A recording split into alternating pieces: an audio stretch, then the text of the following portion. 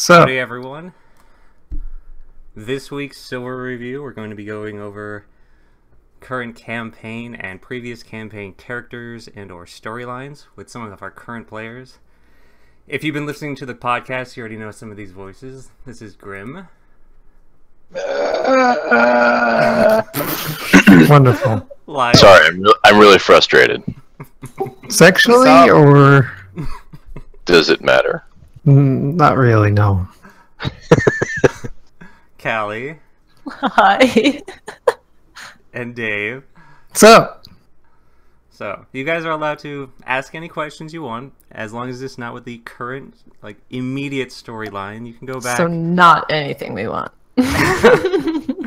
Come on, it'd be giving way too much away if I just handed you guys the answers at what's going on right now. You guys are literally right in the middle of it. So. But if you want to know, say, 300 years ago about certain characters that are still in the story, then yeah, I'll tell you about them. I can tell you where I got the inspiration for them, how they were designed. If you guys kind of already know them, what the NPCs are like, being the ones that interacted with them, but yeah. So, how about Callie? What's your first question? Well, I've always been interested in Clyde because from the get-go, I didn't know that he was a weird tentacle monster. Yeah. Yep. Douchebag? Yeah. fuck Clyde. So, Yeah, fuck Clyde. when we first encountered, when I first encountered Clyde, I was introduced to him as this good-looking dude who's in charge of everything, and it was like, oh, hey, how's it going? And then everybody's like, don't, no, don't. Just don't. Fuck that guy. Yeah, and I couldn't understand why. So did he... Oh, hi, Sean. Sean! Oh, hey. Hi, Hey, Sean. guys. We've also Hi. got Sean I don't want now. to whisper. I don't want to whisper. Hey, Sean. Hey, Sean. Do you want to just keep whispering with me? Okay, sure. Yeah. If you Okay. get real close in, that's really. Please stop. Oh my goodness, please stop. Please Guys! Come on. Oh, yeah. Enough. Hi, Sean. How's it going? I'm good. How are you? Pretty good. Pretty good. That's good. I did miss you. I don't miss you anymore. Aw, I love you too, Callie. Uh-huh, Fucked up. So my question, was Clyde always intended to be a big character in the original campaign, and was he always supposed to be such a douche? Fuck Okay. Clyde. Hashtag fuck Clyde. Number one, Clyde is probably the most extensively written villain I've ever had. Shade comes second, and Shade is a lot. So Clyde's number one. He was originally written as a neutral character. He was never intended to be a villain, which is the most hilarious part. You guys are kind of the ones that made him turn evil. Oh, really? Oh yeah, you guys are the ones that pushed him to that. We have that effect on people. How did we manage that? Clyde was probably, he was introduced around the same time Brim started playing. He was written about that time, and he's probably one of my first completely just straight up, I made him up right from that storyline. There wasn't any inspirations elsewhere. I just wanted to see how well I could make a neutral, manipulative person. Yeah, he is. He was intentionally, he talks like he's superior, he believes he's superior, and he acts like he's superior. But Right. when you guys actually met him, he really wasn't. You had your one counterpoint to him at the time, which was Red, which floored him every single time. Clyde couldn't do what he wanted, so he wasn't in his natural environment of being, oh, I'm holier than thou, and I can do anything I want, ha ha ha, because anytime he did that, Red just walked up and just like, fuck you, right on my face, because he could see him, he could push him around, and Clyde couldn't do anything. So for the first time, he was following you guys just for a while. He wouldn't interfere, he was mainly just interested in making sure you guys got the job done. And then you guys kept pushing him and pushing him and pushing him. The act of where he actually ate the Necrobomb, that was a split-second decision with him, being that he was of the same race as Zorn. So Zorn was too? Yeah, Zorn was the exact same race as him. So Clyde didn't know if he could do it, and it was up to a dice roll, and he rolled a 20. So I was like, all right, Clyde eats the bomb. So is that similar to the situation with Balazar and Sivart, with Clyde pouring the dragon blood on them? Right. There was only a chance that it might happen. Otherwise, you guys would have had to deal with it as it had came all along. I think that was a little bit before you had got there. But, Yes. at the time, they were in a really dire situation that Necrobomb was going to take out 10 miles, and there wasn't any of them that could get away from it. There are a few ways to get around it and stop it, but It was like an ugly 10 miles, right? Like that. Nobody cared about that 10 miles. it was up on a giant mountain cliff face. But it was right next to the Lun Temple, so it would have wiped out all of the Lun monks. That would have sucked. Yeah, but I mean, all in all, not really that much of a loss. Except everyone else's characters like them. Complete party wipe. So everyone at the time that was playing decided, you know what, let's brace for impact. Which Clyde knew better. It was like, that's suicide right there. So he ate the Necrobomb, and that's when, number one, he starts turning evil. Because he does have Zorn inside of him. Oh, so he's being influenced. So Or he was. He's got this unnatural evil influence at his back. He doesn't actually go full on evil until he betrays you guys, but he did it for his own reasons. Jackass. He was doing it out of loyalty. He was doing it out of loyalty to Gaia. He, again, still thought you guys were all screw-ups and weren't going to get it done, so he was going to get it done himself, in his own way. So, he betrayed you guys. He did, what's it called? Blackmail you with Thorn. But immediately as you guys left, he let Thorn go. He had no intention of keeping her around. Still, dick move. Not cool, dude. Not cool. Now it's... Dower! Surprise. Oh! Hey, Howdy, Dower. Alright, that's the background with Clyde. And now with how much has happened in the next 300 years, he's had he hasn't had a story overhaul, but he's had a lot of involvement. So you'll see a lot more of him soon. Oh, good. Whoa! Oh, good. That did it for you. Okay, Grim, how about you? What's your next question? Next question. I haven't asked one yet. We'll leave it next. How about that? Okay. not the first one, the one after it, the next one. Right. So I haven't been in this campaign very long. Right now, the character that I will be starting to play tomorrow, assuming the game actually happens. Yeah. You worked with me and you gave that character. You put him in a specific place. Wait. Okay, just a second. This is not going into specifics about it. No, you can go about it because Brimstone's not here, but you can't go. You can't talk about it if Brimstone's around. Go ahead. Oh no, I'm not. You can you can ask all the questions you want about that backstory here, because the only reason I didn't sit there and tell you immediately is because Brimstone was right there, and he would have jumped in and be like, ha ha ha ha ha ha ha, which you could tell him later during the game. I just didn't want it to do it before the game started. So you could ask about all those things. I'm so Okay, cool. intrigued. So the lore keepers, right? Right. Now, or like not specifically to them, but organizations like that, groups or whatever. Do you have Keepers is unique.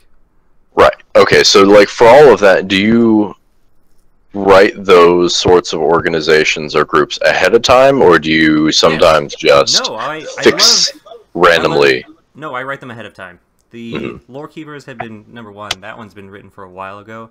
The Spine Syndicate has been well written, and you guys have seen it pop up every once in a while. But it's up to the players whether or not you guys want to delve into that kind of information. So when you see a big group or organization, yes, I love sitting down and planning that all out and intertwining them with the rest of the world. The Old Kingdom Gaia, Ziona, Lore Keepers. These are all groups, so they're all connected, and I make sure they have a competent lore when they're introduced. So you can be like, what? Wait, there's stuff going on with these people? I want to go roll for investigation. And you can, and you'll get more information about them. So yes, your character is an apprentice lore keeper to Light, the lore keeper. See, that's what I was trying to avoid, Brimstone. Yeah, I knew that. I knew that. I also had that reaction too. All right, Sean, how about you?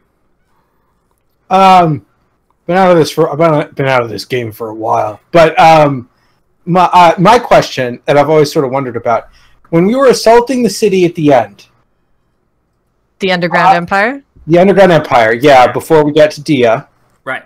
and that whole thing, I had the idea that we did not end up going with, that I still think is brilliant, of finding Shade and being like, yo, dude, we don't like Dia, you don't like Dia, how would we team up and not like Dia together?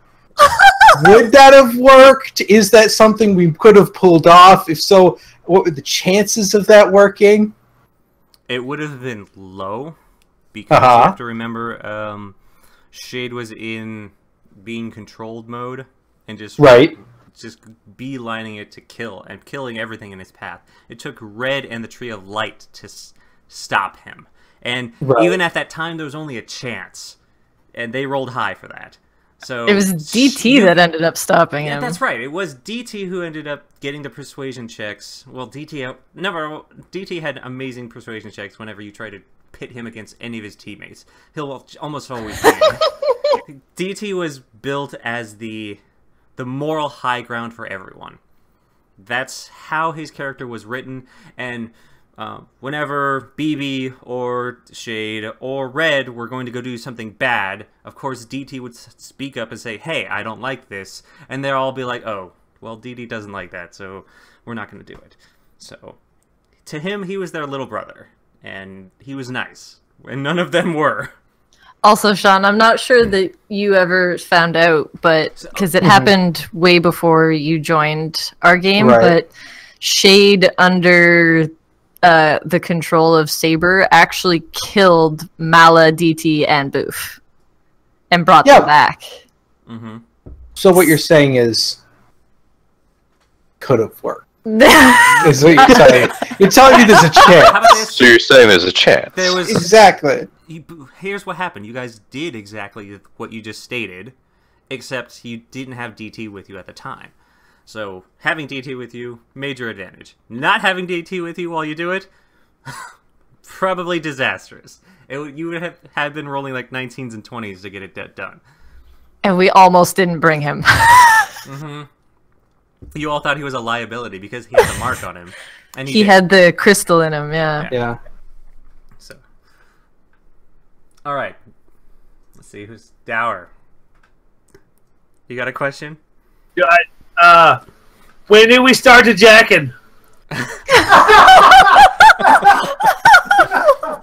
I'm sorry, that was just for Dave. That was just for Dave. He appreciates it. He took my question. What is that? No, that was Dave was being an idiot earlier, and I told him I was going to say it in the next voice I got to, and I got to this voice. But I love you, Silver. I didn't do it because of you. I did it because of Dave.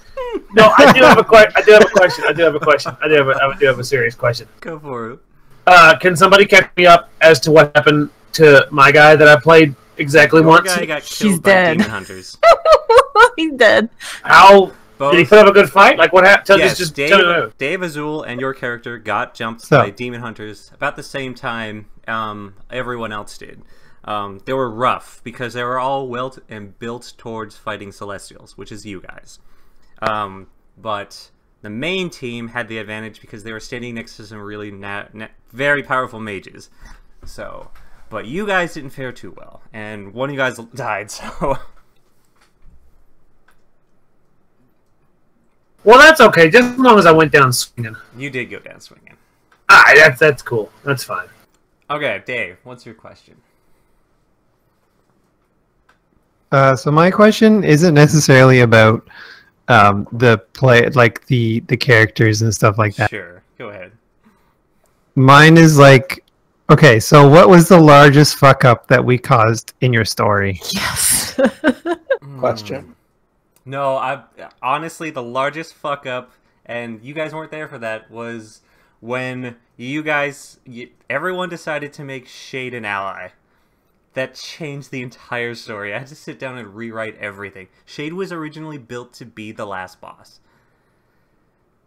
That didn't happen. So where did Dia come from? Dio was always there. I never allowed just one big bad guy. That's absurd.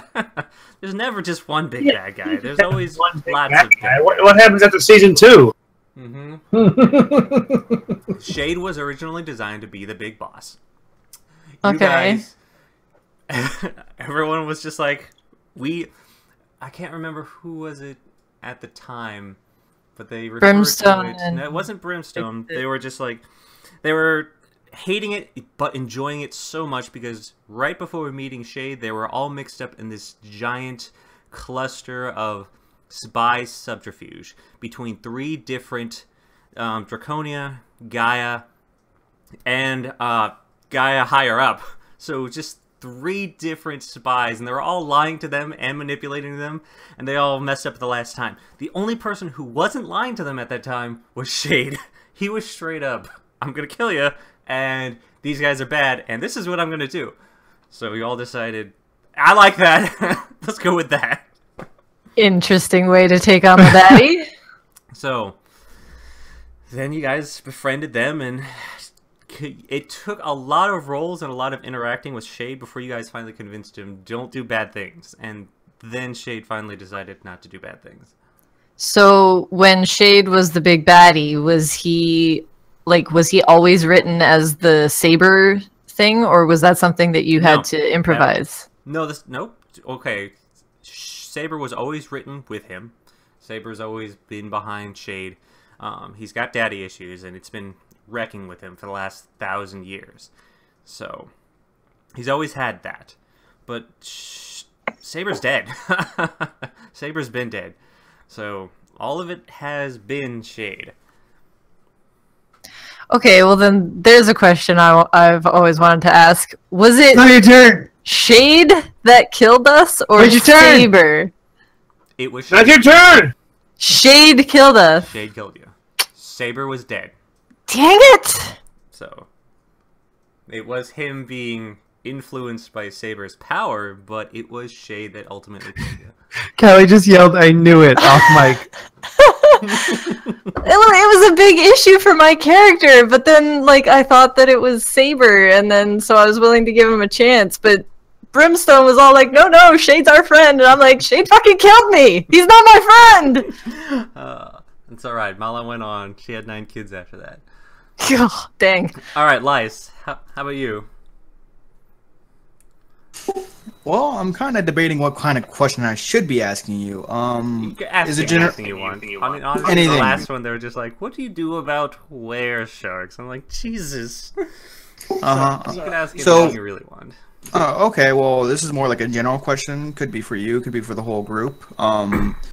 So, far in the game, how could I improve as a player/character, and if I have any faults, how can I fix that faults? Okay.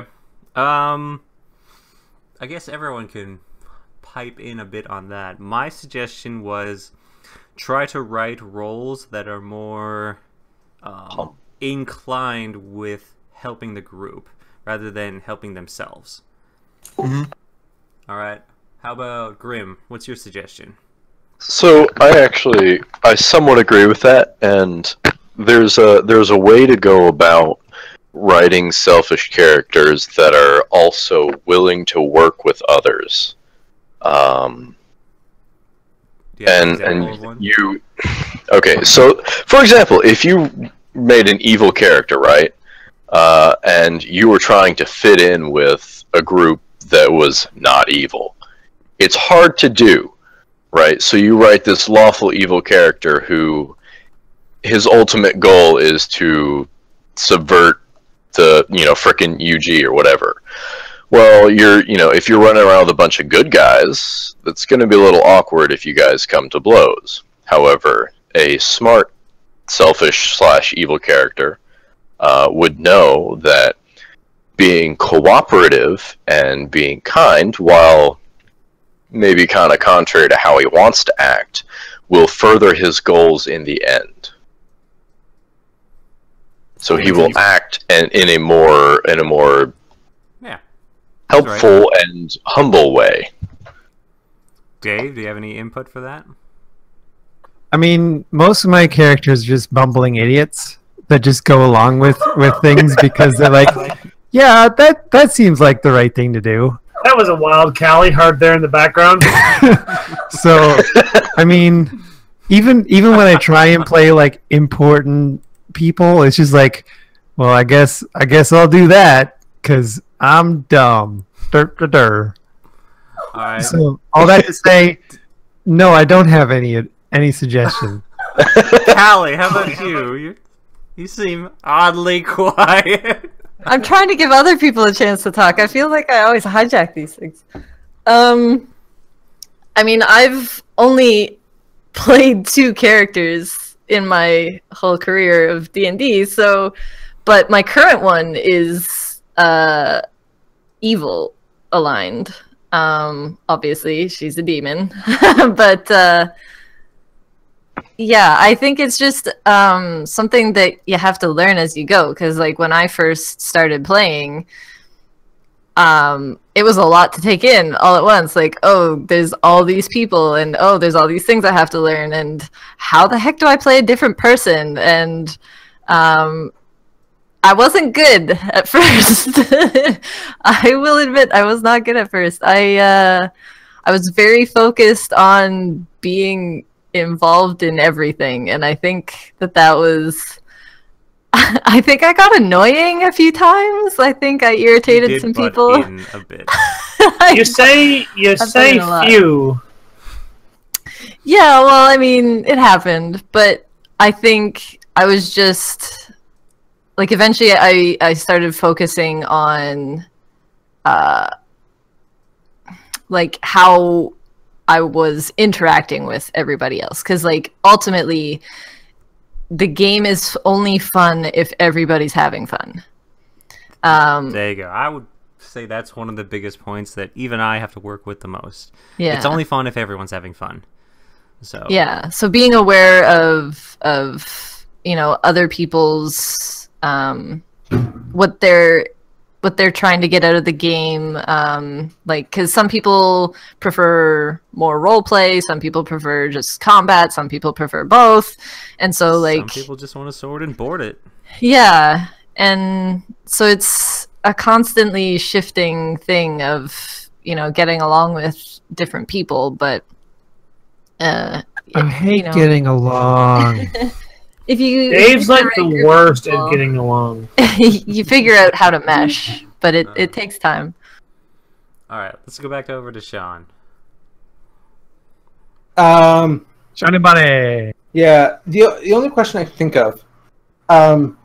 So when Balazar died, did he get to go to like Dragonborn heaven and eat Dragonborn meat with all of his buddies? And not have to go to hell and deal with these retards forever? Yes. Okay, yes. good. He went to hell. Thanks, bud. He went to heaven as a martyr. So beautiful. He basically got one of the first entrances to heaven. Oh, He good. was my Excellent. favorite character. Yeah, everyone just gave Balthazar the thumbs up as the newest character. They're just like, we like this paladin guy. He's great. I was legitimately okay. That was the first time in playing D&D that I was so sad. Like She cried all night. I was like mortified, especially in the way that he died. It was horrible. Yeah. I felt really bad when Karsh's character died. Oh, I was so upset. Yeah. I was so sad.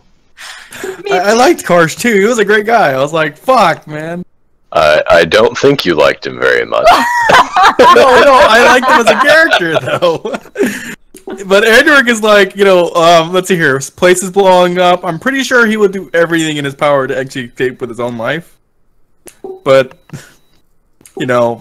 evil act. I'm sorry. Happens. Yeah. And then the whole what happened after that is it webbed out amongst the NPCs that survived. Shay didn't care, of course, but Of course. the Legion commander did. She blamed herself for the situation. Good. Both Aru and Brimstone sat there and had their fingers to point at whomever. So it was a heavy time for everyone after that. So Yeah. Some handy mage could have used enlarge reduce, but you know, I'm just saying. There's a joke there. Handy, mage, large, and reduce. Penis.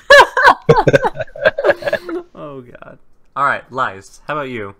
What's another question? I'm just gonna up the list. Yeah, sure. Some like lore questions. Okay, so regarding Andaric, how is he doing? Remind me who's Andaric? The knight. How Andaric is doing now. Yes. Andaric would have gone back to the Old Kingdom, but then be stopped. Because, again, he was given orders. And he has to fulfill those orders. That's all I'm going to give you on that one. Okay. Alright, Grim, how about you? Alright, hold on. Alright, there we go.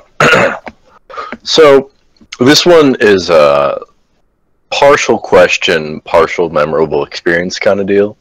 Yeah. You've had terrible luck pronouncing the 2 character names that I have. Yes, it took me so long to get Karsh's name. It took me forever. And you still. Basically, And I went and listened to the. I went and listened. listened. Oh, go ahead. Didn't get it until basically the day he died. Yep. I went and listened to the stream from last week, and you know, you made your best effort, right? Good job. Then the question part comes into. You weren't even there. Should I? You know, do you want to just like work with me in the future, and we'll come up with a name that you can pronounce? No. See, that's. I mean, I'm glad my first character was called Boof because you can't really mispronounce that. Oddly enough, out of all the writing I am amazing at, names I'm so freaking horrible with. He got Mala wrong the first time. Mhm. It took me a while for Aru. I would just skip your name. Just look at it and be like, You there? I'm like, Callie, your turn. Well, I noticed that you instantly always go like when you're referring to my new character as always as Vex, even though his name is Vexapro. Can't remember. I'll have to click over and figure out. I'll look in the list because I'll have a list of you guys there. I'll be like, I know I should be using your character name right this second. There we go. There it is. And now I can't read it. Damn it! I'll make it. I'll add a little pronunciation that way. Just Give him a nickname. That'd be great. nah. You can call me Greg. If you've ever My real name's Amaranth Insignia, but you can call me Greg. the people that have seen me sit down and have to write a game on the fly, which that happens pretty often when you're on tabletop. It doesn't happen nearly as much because I can write so much down on the computer, but on tabletops you have to do that constantly. The moment everyone sees me flounder, it's just like, what is that character's or that city's name? I'm like, damn it! We found his weakness. Greg went to the Names. city of Greg. It's I'm bad with them in real life too. I'll have to ask you multiple times after I meet someone. I'm just like, your name is. I don't remember. So No. yes, there you go. You found the one weakness. Dower, you got another Yeah. question for us? Nope. All right, you're passing on. Dave, Okay. What's your favorite moment in this current or the previous campaign? my favorite was Brimstone going through hell, or traveling through hell and heaven, talking to Boof. That entire area right there was a ton. I had to rewrite a lot of stuff for that to happen. A lot of it had to be done on the fly. he was going off and seeking out characters that I didn't even think about. I'm just like, oh, he went after Amadeus. I'm like, crud, I did not write anything of Amadeus. Amadeus. And he'd do that. I knew he'd go after kind of the core characters, and I knew where they would be. But then he's going after the names. It's like, I'm going to go after Dia. I'm like, shit. I'm like, he could do that too, because Dia's dead. Leave it to him. Yeah. So... Man, that must be really awkward talking to someone you killed. Oh, well, he did. We didn't find her. So. No, he didn't roll high enough to find her. I was like, that challenge rating is going to be hard. So... that entire thing right there. The interaction, even though you guys weren't there, the interaction of you guys changing Shade to a good guy. I applaud on that one. That one was... I don't know how you did it. You guys did the right roles that needed to be done at the right times, and you stuck with it despite him being a bad guy. Shade was a bad guy until you. We hit him with that good penis touch. Nice. Don't you miss this, Sean? I miss the good penis touches. That's what I meant. Yeah, then yes, absolutely. Okay. We'll go with one last question. All right, Callie. Last question. As a drum roll. I want to make it a good one. Is that a drum roll? Or, That's a drum roll. Drum roll. Don't make it weird. it just sounds like tongue work. It's a drum roll. That's my drum roll. I had a good one, but all the nonsense has made me forget it. Oh, sure, blame it on the drum rolls. It's too much pressure. Okay, have you ever had to save us from our own screw-ups? Yes. What was the most memorable screw-up that you had to save us from? You want the most recent one? I mean, whatever you can There's tell a lot of them. I figured. Most of the time I will not sit there and save you from an outright screw up. Say if you rolled the dice and it's rolled poor, you're screwed. There's nothing that can help you there. But say for the situation of Lice, your knight was having a bit of a flounder trying to get into the group, and what's it called? BB broke character to bring you in. She wouldn't ever vouch for your knight. She wouldn't vouch for anyone. She wouldn't vouch for the people she knows. But she did, and I was like, I'll try and bring him in. That was... It's because BB stands for bitch bitch. Well. There you go. Anytime you guys flub up, I usually don't save you. It's only about it would mean a really major RP standpoint where I'll save you. So Right. That's it. So if you guys walk into a death trap, you're dead. If you guys pick Shade to bring along, this giant loose cannon, If you throw a character down a pit. If you jump off of a moving train and break all your limbs, you're dead. That's happened before. Or yeah, jumping in a pit. All right, guys, that's the end of that. Thank you all. And Drum roll! yes, let's have an ending drum roll video.